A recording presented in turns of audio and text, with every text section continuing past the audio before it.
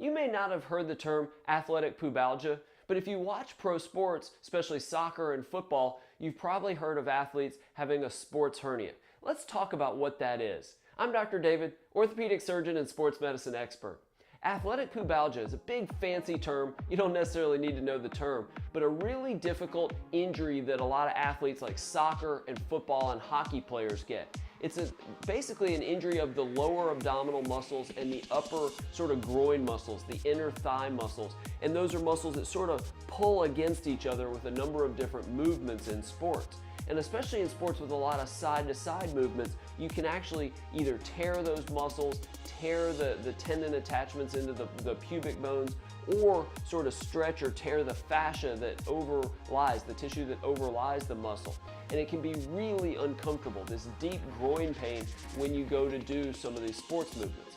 Sometimes it's a traumatic injury, like you cut awkwardly or somebody takes your leg out for you, or in hockey, maybe somebody slams you into the boards. Or it can be an overuse injury. When I was the doctor of a pro soccer team, we had several players develop this, and there wasn't one specific event that caused it, but they just started having groin pain that gradually got worse. Now, fortunately, a lot of athletes with this injury can heal without surgery.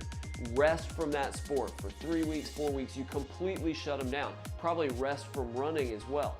Sometimes physical therapy can be helpful, things like ultrasound, just to help to kind of decrease pain in that area. But this is something that basically it needs time to rest.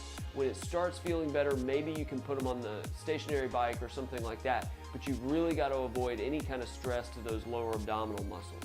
There is a small group of those people that doesn't work, and you do end up having to go in and do surgery where basically either you repair that muscle injury or that fascia injury, reattach it to bone, or in some cases, especially if it's the adductor muscles, the inner thigh muscles, some surgeons actually will sort of release it to eliminate some of that stress on the muscle pull in that area. So the surgery differs depending on exactly the extent and the nature of the injury, but it can be something that is fairly effective. Now, that surgery obviously will knock you out of sports for a while. It can be as little as 3 to 4 weeks, but a lot of times it's 6 to 8 weeks. So it's one of those that if you're not getting any better, it's worth to do, but it will knock you out for a good period of time.